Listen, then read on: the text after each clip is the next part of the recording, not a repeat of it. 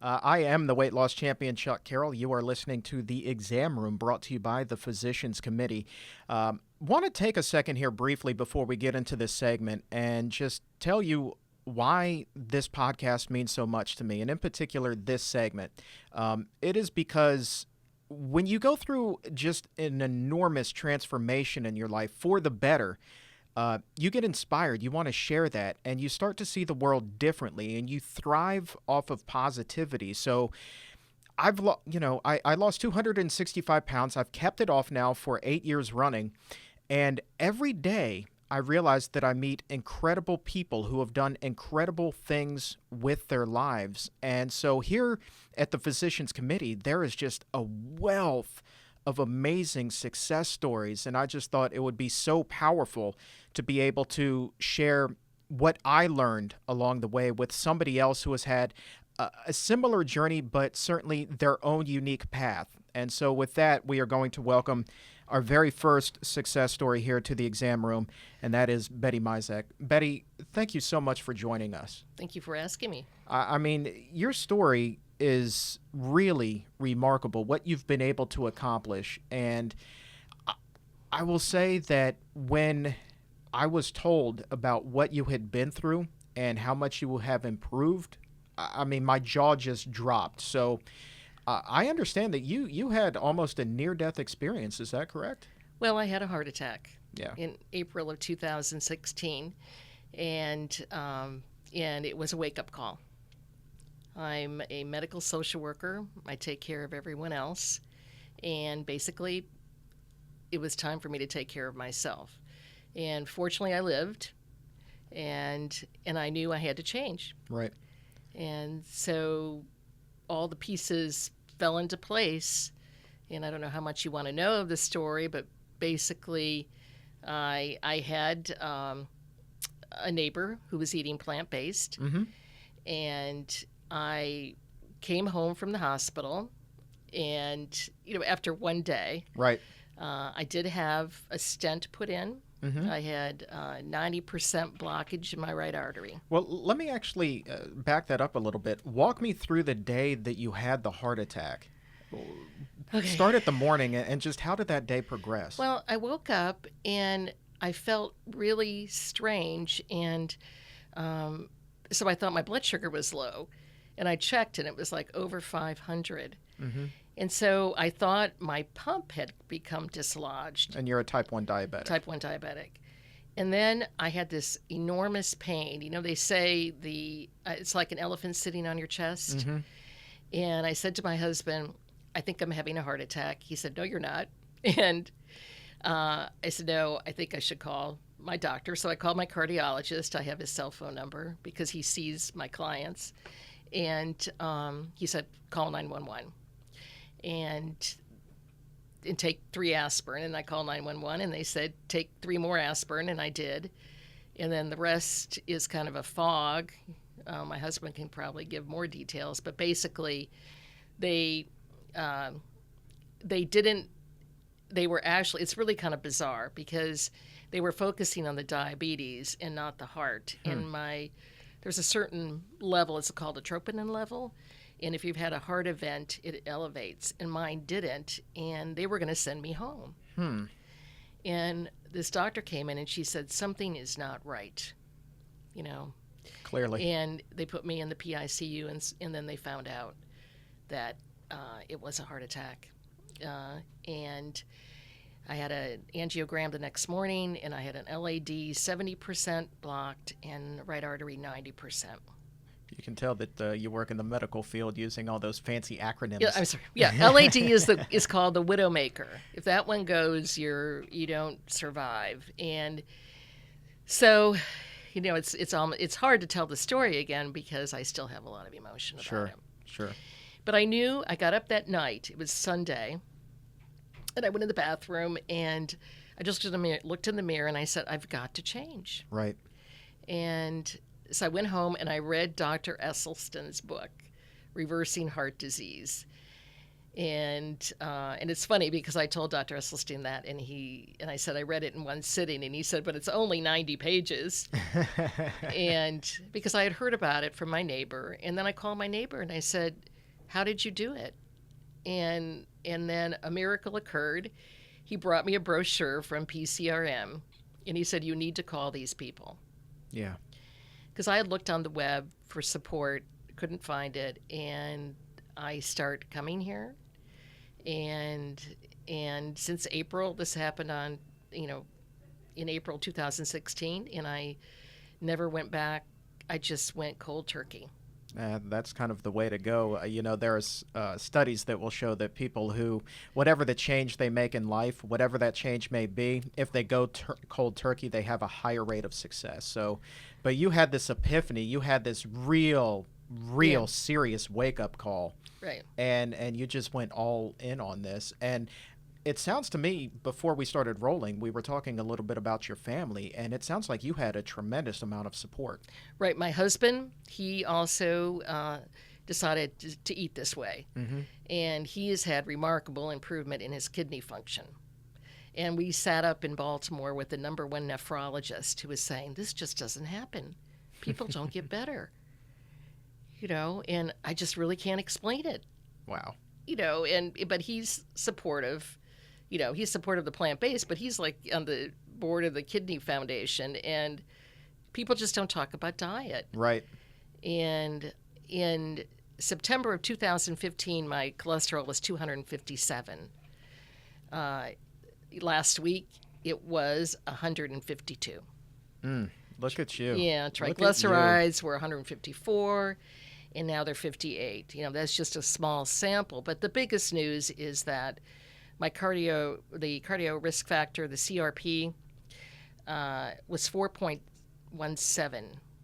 And for you doctors out there, you know what this means. And my cardiologist said, if you don't do something, you're going to predecease your clients. Right. Because I work with the elderly, and we need to help you. But nobody ever said anything about diet. So 4.17, and you should be at... That's high risk. And now I'm at 1.49, and anything less than 1 is no risk. Continuing to fall, I assume? Yes. Look at you. Yeah. Look at you. Hemoglobin A1C has come down 2.2 points, still working on that. It's hard, But I think the main issue is that for the first time in 43 years of having type 1 diabetes, I felt like I had control over that my life could get better. Like Dr. Barnard asked me, why did you have a cardiologist? And I said, because if you're diabetic, you're going to die from heart disease. Yeah. Everybody has a cardiologist. And so for the first time, I realized I can actually do something about my health, and it's very empowering. I feel good now. Yeah. I feel great. And, but the support of my husband was great. And then coming to the 12-week course, I'm telling you, that was the best thing I did. I came every week. I think I came to every session. I was so proud of myself. And I'm also all in. I wouldn't say I'm a type A personality, but when I'm committed to something, I do it. Yeah. And the results were, I'd be getting blood tests and running down to my neighbor and sharing them. I mean, I just was so happy. Yeah.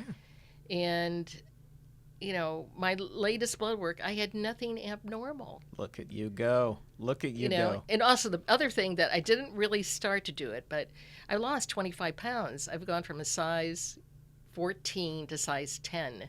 And it takes a real woman to talk about her dress size. I know. My hat is off to you right now. That is a closely guarded secret in most circles. Right. I even wore 16 and something, believe it or not. And now I had to buy a belt for the first time. Wow. I now have belts because my pants fall off if I don't wear a belt. And, so that's a nice byproduct. Yeah. But, and I'm taking less insulin. So I guess I wanted to tell my story because I want people to know, especially women diabetics, my heart attack did not present like the usual. I had heartburn for a month before, And that was unusual. And I've later learned that's significant for right artery blockage. So that there is an option, the whole food is medicine.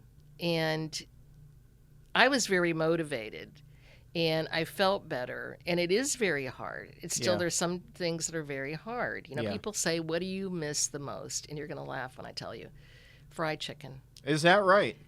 So, but Whole Foods, which is my happy place, Indeed it is. Whole Foods has tofu fried chicken, which I occasionally splurge. But when you stop eating fat, sugar, and salt, you stop craving fat, sugar, and salt. Sure. And I don't eat desserts anymore. I was the diabetic, and you know who you are out there, where you would eat a dessert and then you take more insulin. Mm-hmm. And that was not very helpful. I want to ask you about your motivation for doing this. You have a wonderfully supportive husband, but you also have grandchildren that you wanted to be around to Yes. see them grow up. Yes. I have a granddaughter who, and a grandson, and I wanted to be around for her, both of them actually, and my family, and and now I feel like that's going to happen. Yeah. Yeah. And that was a big motivating factor, but also how could I take care of everybody else and not take care of myself? Right. You have to put yourself first. And food is a big deal. And I work with assisted living facilities, and I had a conversation yesterday with two of my clients who were complaining about the food. Too much butter, too much, overcooked vegetables. And I realized that some of my clients, they move into assisted living and they gain weight. Wow. And so, I guess that's my next cause, but I'm really stressing that if you are diabetic or not even diabetic and you have high numbers, to definitely give this a try. You have nothing to lose but some weight, actually. Well, it sounds like you have a lot to be thankful for this Thanksgiving, that's for sure. Absolutely. That is really cool. Real quick, 30 seconds or less, tell me, what is on your Thanksgiving menu? Well, it's interesting because I used to pride myself on being like the Martha Stewart of cooking. Mm-hmm. And now my husband and I noticed that Martha Stewart has vegan recipes Does she on now? her website. Yeah. So last Thanksgiving was all vegan. Okay, I cooked a lot out of the Esselstyn Reversing Heart Disease cookbook.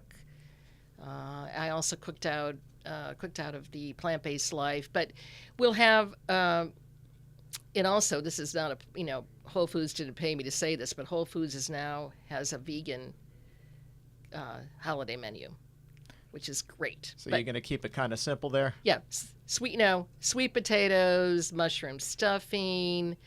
Stuffing I made inside of a pumpkin, vegan pumpkin pie. I love my kale salad, and then I saw on the there's a vegan squash recipe. So yeah, I think there's been a lot of change in the last year and a half about access to resources for recipes, Mm-hmm. and it's important to change it out a lot because you can get into a rut. Yeah.